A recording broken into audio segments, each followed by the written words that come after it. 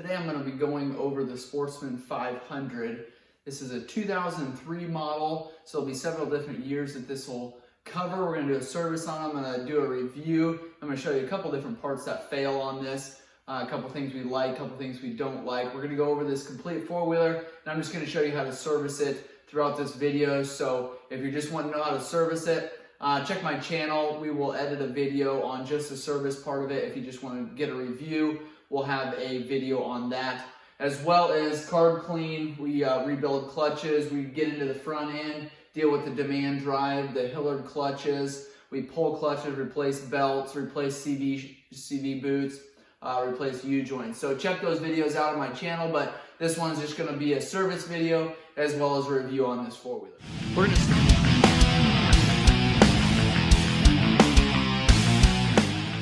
We're going to start on this left-hand side here. You've got your clutch cover there. This is an EBS model. This is the HO, so the high output 500. And then they also have a regular standard 500. And I do believe that the regular standard 500 has the non-EBS clutch assembly, but I could be wrong on that. I can do some checking to verify. On this left-hand side here, on this footwell, if you're going to pull this clutch cover, and like I said, we'll have another video on this, but I like to remove these 4 Phillips screws here, and you can just go ahead and pull that footwell out. You don't actually have to remove this footwell completely. There's enough room in there to pull this footwell out and be able to remove that clutch cover there. But like I said, I've got another video on that. We've got our engine oil here. We've got our oil filter here.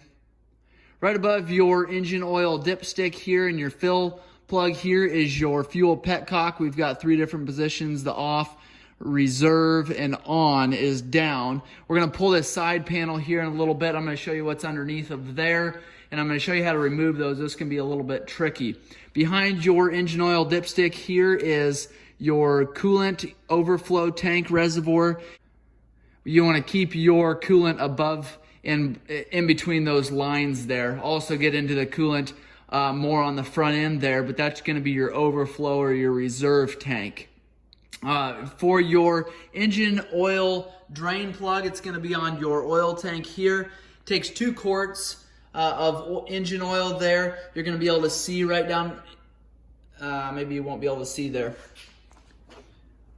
Here is your oil reservoir here, and you're going to see your drain plug there. What I like to do is start your four-wheeler, let it run for a couple minutes, shut it off. That'll get that oil warmed up. It'll flow a little bit better. It'll get any kind of particles that are in your engine oil. It'll get them moved around and into your oil so that when you drain it, all those particles will come out. While we're over here, here's your VIN number. So it'd be right in front of your left toe is your VIN number. And it should be 17 digits long. The 10th digit from the front is going to be the year model. So if you can see down there, this the 10th digit on this one is going to be a 3. So that's how we know it's a 2003. So once we've drained your engine oil completely, we've changed your oil filter. We will put drain plug back in. We'll go ahead and fill this up.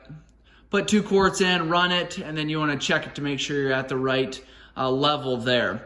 Going around front here, we've got our Hillard drive system, and what that is your all-wheel drive system in here. There's a Hillard clutch as well as some bearings in this hub here, and to drain that, you grab an Allen wrench there and loosen that up. It's going to take a while to drain. They suggest you change that oil ever so often, but it's not as often as you would change your engine oil. So make sure that's on the bottom side, drain that out. I like to pull this cover here, 3 Torx screws to inspect those bearings, make sure there's no debris in there. They're fairly easy to swap out. We'll have a separate video on that, replacing those Hillard clutches. A lot of people will call them a wheel bearing, but they are much more expensive than your tapered wheel bearings that sit in here as well. I think there's 3 on each side of those tapered bearings and then 1 Hillard clutch. It's a springed clutch. What that does when that wheel starts spinning, the bearing in there senses that spinning, and it'll grab that front tire and engage that front tire. And I'll show you that up on the controls on the handlebars, but you can turn that on and off so that you're not wearing those Hillard clutches because they are expensive. You can shut that off so those aren't engaging every time that front wheel spins at all. Right here is your front shock here. This is, again, your left-hand side there. Underneath your shock is going to be your drive shaft there. You've got one of these on either side. You've got a CV boot on the outside. You've got a U-joint on the inside. And I have several videos on replacing the U-joints here. I've got several videos replacing boots and replacing the joints on the front drive shaft on these machines. But you want to inspect those boots, make sure they're in good condition. Take your drive shaft, move it around a little bit. That's how you inspect this U-joint here that's up front. Pull these out. I've got a video on this, but we've got pins running through there to remove this drive shaft. You're going to have a spring-loaded pin there. It's a circle pin that runs all the way through your differential shaft, and then it'll go through your front axle as well. This is your front differential here. I'll show you how to change that oil, but before I do that, we've got a U-joint back here that runs back to your transmission. Very common for these to go out, and I'll show you the other side of this, which is also very common to go out. Those U-joints need change probably more than any of the other ones. Up front here is your front bumper. We've got a mesh guard here that's going to try to protect that bumper, and this is a steel mesh guard. Behind here, you've got a regulator rectifier box, and then I'll show you some of the other components, electrical components up top there when we get up there. You've got a nice hook here. It works great for towing and pulling out. If you've got a winch, typically they sit behind here.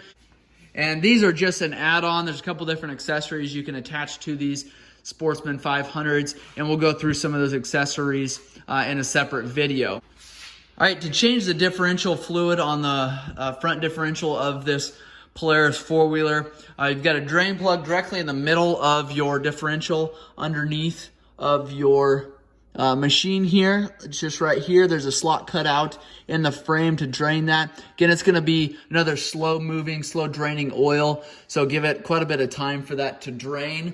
And then you go back here. Once it's all completely drained out of there, your fill plug is on the back of your differential right there. So that's where you're going to fill it up. And that is what they call a demand drive fluid. That's a demand drive differential oil that you'll use there.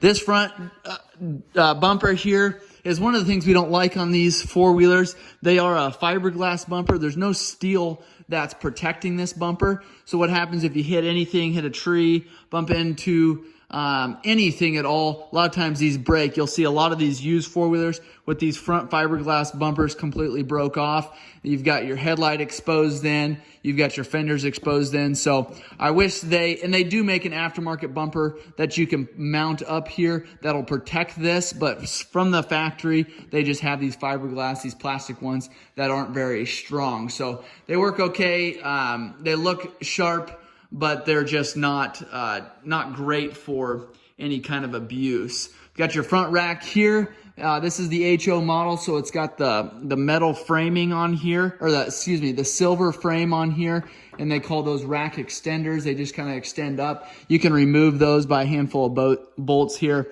if you're just wanting to put a sprayer on there or something. The back side also has one of those as well.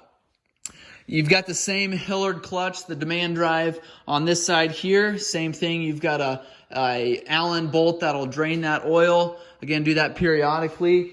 Here is that drive shaft that I showed you from the other side here. Runs all the way back to about your your right heel here. And I'll zoom in on that quick for you. But that's where your other U-joint is. That is fairly common for that to go out. Those things are always turning, always.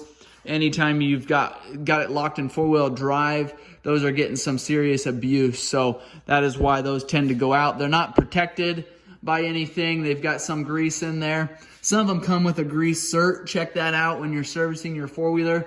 A lot of times from the factory, they don't have a grease cert, but when you put an aftermarket one on there, a lot of times they'll add it. If you do have those, make sure you lubricate those often so you're not having to replace those as often. Headlights here, and these are your lower fog lights. And replace the bulb there. It's just a quarter turn. Turn the bottom connector to the right, I believe, and those will snap right out of there, and that's how you replace those. So fairly easy there. The top headlight is gets to be a little bit more of a challenge. We've got our tie rods on the front end here, one on either side. You've got lock nuts on either side of this tie rod. If you're needing to adjust the steering on this four-wheeler, you want to loosen, you want to find which side is your problem, or maybe both sides are your problem. Loosen these lock nuts here, and then you can put a wrench on that grooved area there. I believe it's a 12 millimeter wrench, 10 millimeter wrench. You can turn those tie rods to adjust your tie rod setting there, adjust your steering if it's pulling to one side or the other. On the bottom side here, it'd be on the right-hand side, right underneath your front fender there is going to be your shift housing here. There is some type of oil that sits in there, so you want to inspect that. A lot of times you don't lose oil on there. If your boots are good, you don't notice any oil dripping out of there, you're not going to have any issues with that. But I have seen them where I pulled these 3/8 bolts out the top here. It's completely dry in there and just completely shelled. Those are fairly expensive from Polaris. There is your shifter on this side here. You've got a high, low, reverse, and neutral. Go up, you got high. Go down, you have reverse. So that's going to be your shifter there. And then you've got shifter shafts that run along this plastic cover here. Down below is your shift shafts. Same thing as your front tie rods there. You can adjust these, a little bit smaller lock nuts on these, a little bit smaller shafts. If your four-wheeler isn't going into neutral or isn't going into reverse easily, you may need to adjust those. So you don't want to you want to make sure that you're not slamming those into gear. A lot of times what happens, this is a common problem on these clutches become out of adjustment, or your belt is maybe too big, your clutches aren't shimmed right, and we go over that in a separate video.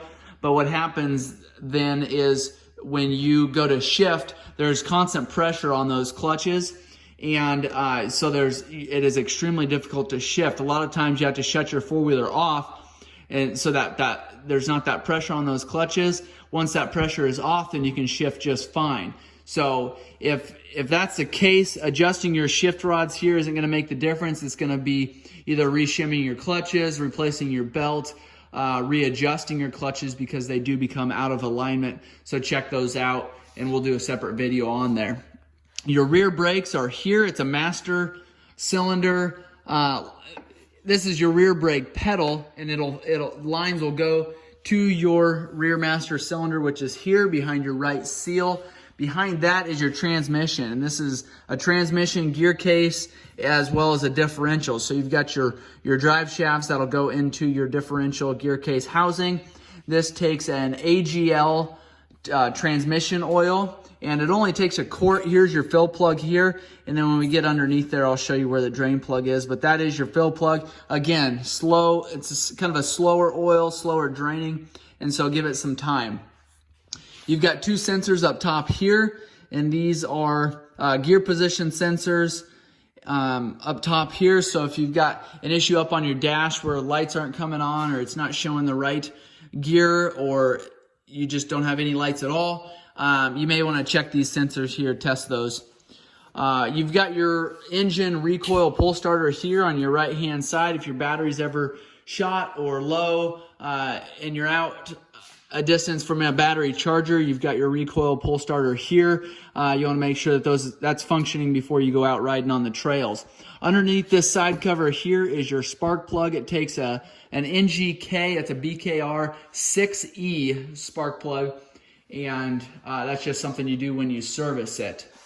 On the back side here, we've got your stabilizer bar, and most four-wheelers don't have this type of setup. You've got more rubber bushings here, and I'm not real fond of the way that Polaris has designed this, because these bushings tend to go bad fairly quickly. There's always going over bumps and jumps and hills. There's constant movement on these arms here, wearing these bushings out quick. They get dry from the heating and the cooling, and they just wear out quick. And so these you want to keep an eye on, make sure these rubbers are in good condition, make sure those bolts are snug so that you're not wearing those faster than they should be. Also, same thing on this side, you've got rubber there.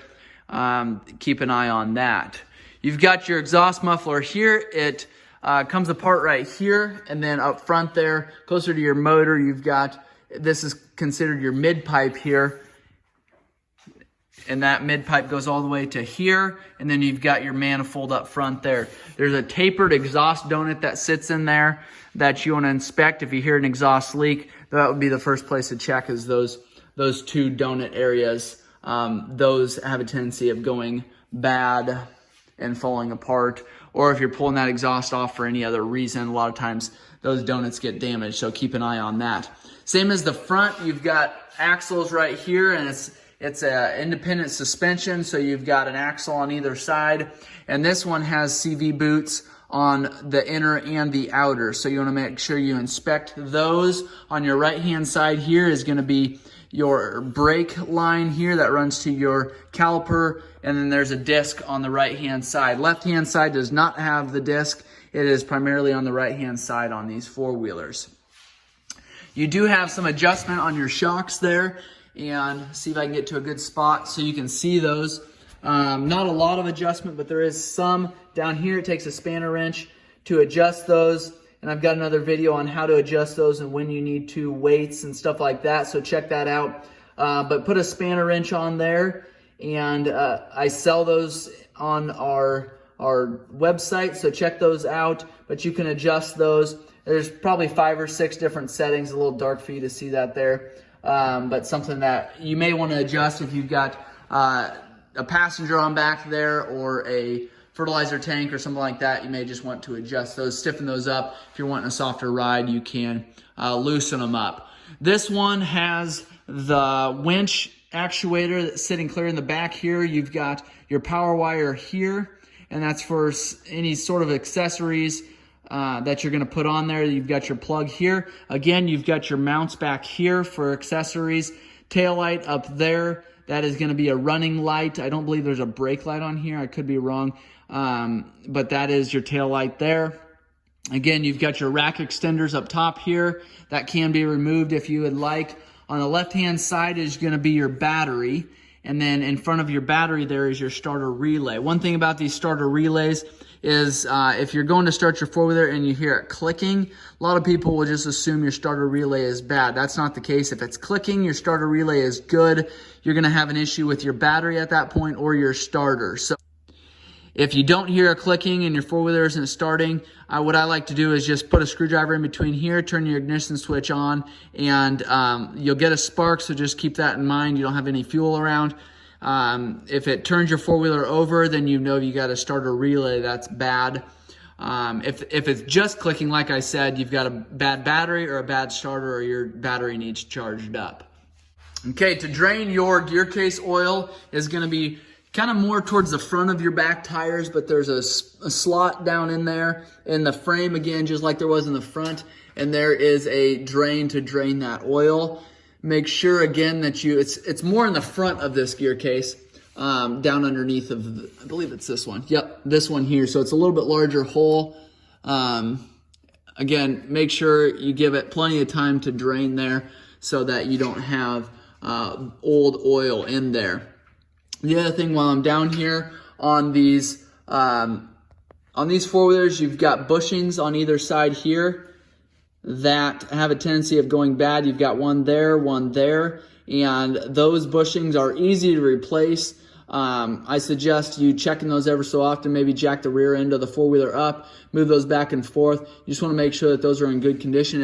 If they're not, you're going to be wearing on your spindle there, your hub there, and then also your A-arm there, because those are plastic bushings in there, and when they go bad, because of the weight of the four-wheeler and the terrain that you're riding in, you can wear out those A-arms and damage those fairly easily. So keep that in mind too. That's on either side on the rear differential.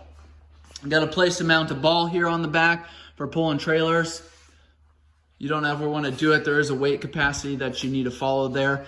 Underneath here, if you can see, there is this is coming directly off your air box, and it is a drain. If you've got fuel that's maybe filled your air box up, or you've got somehow water's gotten in there, take and pull that plug and remove it. You want to make sure you put that plug back in there. Otherwise, if you are going through water, it's going to push up through there, get into your air box. Cut while I get up. Okay, now on the four-wheeler here, we've got, we're gonna go over switches, and I'm gonna do some more service work for you. We've got your ignition switch right in the middle here, or right on your pod there. Turn that on, turn it over. It's called a 3-position switch because when you actually turn that key switch to the right, it is going to start your four-wheeler. You've got your choke lever here, and it should stick in the on position. You should be able to push that in fairly easily to shut that choke off. On the left-hand side here, you've got your light switch here. That's going to be on the top. You've got your on-off switch here. On some Polaris models, this is actually going to be your start switch as well. That's not the case on this one, but you're going to push up on that red button. It doesn't look like it goes up, but it does go up, and that starts your four-wheeler. Down here is going to be your override, as well as change what your display is on your dash there. So override, if you're going in reverse, you're going to be limited, and there's a limiter on front I'll show you here in a second. That box can be replaced. But if you push that limiter and hold it in and go in reverse, you're going to be able to go just as fast in reverse as you can in forward. We've got a parking brake here, which is a nice feature on these because they don't have a park position on the shifter. So you pull this lever in, that park brake there, you're going to engage it like that. When you're ready to ride, just pull it, that park brake will slam back into place. This is a master cylinder for the fluid that's going to run down to your brake calipers on either side of your front wheels there. On the right hand side here is your thumb throttle, and there's your thumb throttle there. You've got your cable that runs down, and you've got some adjustment here on the cable. If you want to pull this cap here, just take a small screwdriver, a pick or something, pry up on these. There are about 4 different areas that you can pry up on to pull this up, and there is a safety switch inside there so that your four-wheeler can't start if you're giving it gas. So keep that in mind. If your four-wheeler's not starting, maybe pull this cap, and you can see there if those contacts are connecting or not. Pretty self-explanatory when you get into that throttle housing there. Here's your all-wheel drive switch on and off. Sorry, this is on. This is off. So this is going to be two-wheel drive. If you want those Hillard clutches to engage when they sense spinning, you're going to have it in this position here where that all-wheel drive is going to be exposed, and those front hubs will lock in when you start to spin. Otherwise, they're just going to be freewheeling, and you're not going to be in four-wheel drive. Some people like to know that they're in four-wheel drive. The way that Polaris on these models, you don't have any control of that. It can't be in full-time four-wheel drive. You've got your speedometer here. It goes up to 60 mile an hour. This four-wheeler won't do 60 mile an hour stock, but the dash does go that fast. Going back to your service work here, we're going to want to change air filter or replace air filter or clean it. To do that, go ahead and pull this lever. It's in the back of the seat here. Pull up on the seat. Underneath of here, you'll see this is your lever here, and that's what you were pushing when you pulled that lever underneath the seat. That unlocks the seat from this bar here. Underneath the seat is your dry storage here. You're going to have it's kind of a rubber lid here that's supposed to seal up nicely. This one is weathered and not in that great of condition, so it's not going to seal up like it should. But that's there. Air box is here. 6 different clips to pull your air lid cover. Pull it up just like that, and there's your air filter underneath there. Make sure you clean out your outer screen here. I like to replace your air filter every time if you're doing any kind of hard riding at all. So there's that there. You can charge your battery from this position a little bit easier than you could if you were down underneath of the fender there. Carburetor is here, and you may notice that we're missing an air duct here. That was pulled off because we are going to do another carb removal video on this four-wheeler, but there's an air duct that sits down in there that goes to your crankcase, and it will go up through here, and that's going to be the reason why they put it clear up here underneath of this front fender cover, is because if there's water flowing through your engine here, this area, if you're driving through water that deep, that is supposed to seal up, and that engine can still breathe because of that air duct being clear up here. Again, here's your carburetor here. You've got your fuel filter here. I'll go through that in a separate video. You've got a couple different lines running off of your air box here. Make sure that those are intact. Otherwise you will be getting water in here if you're riding through any kind of radiating conditions.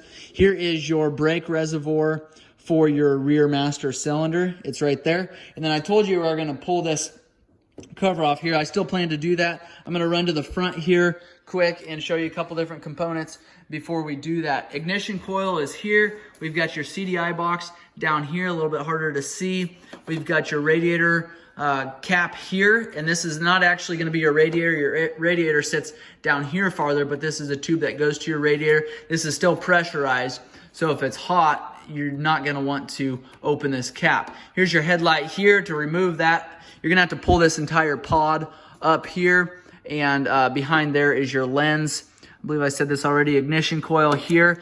Polaris has sort of an odd way of doing their fuses on here. They are not really fuses like you would normally think. They've got these the sealed up plastic or rubber packs here. This customer actually decided to cut his open and see if he could find out what was going on with his four-wheeler. So underneath of these plastic covers is this. So it's a little relay. It's not actually a fuse box, but that's what it looks like there. So if you're wondering what in the world all these black packets are for throughout your wire harness, they are these relays here. So these do go bad and can be replaced. I don't believe Polaris sells these separately, but you can get these. A lot of times you can just take these in and order something from your local dealer. You have got a radiator fan that is directly behind your radiator there, and your connector for it is here. You can test those pretty easily. You've just got 2 wire connectors there.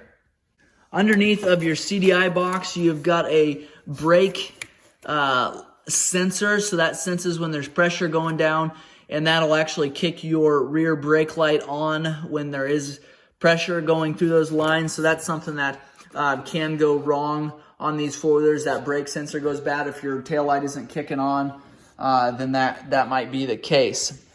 Now, to pull this side cover off, it's going to be a little bit of a challenge to do with one hand, but you've got 2 tabs that are in the back here. You've got 3 tabs that are up front and a tab that's in the corner, a tab that's down here. A lot of times what I'll do is I'll just take and grab these and pull these off just like that. And a lot of times they'll unsnap up here. Sometimes they'll unsnap down here. But just kind of get it out from behind the fender there so that your back is free. And then a lot of times will just take and lift up on the back. That'll slide it off just like that. Now underneath of here, we've got a temperature sensor that's right on your cylinder head here. And then again, we went over this, but here's your fuel petcock knob here. You've got a vent going to your clutch cover. It does make it a lot easier to remove this side cover when you are replacing a belt on this cover here. So we've got 3/8 bolts all the way around there. These have already been removed, but those will be 3/8 actually screws go into this one. So that is a complete service on the Polaris Sportsman 500 HO. If you've got questions or comments, make sure you leave those below. If this video has been helpful, make sure you give me a thumbs up and subscribe to my channel. Like I said, I've got hundreds of other service videos on the Polaris ATVs, as well as hundreds of other videos on other ATVs, so make sure you check those out. Thanks for watching.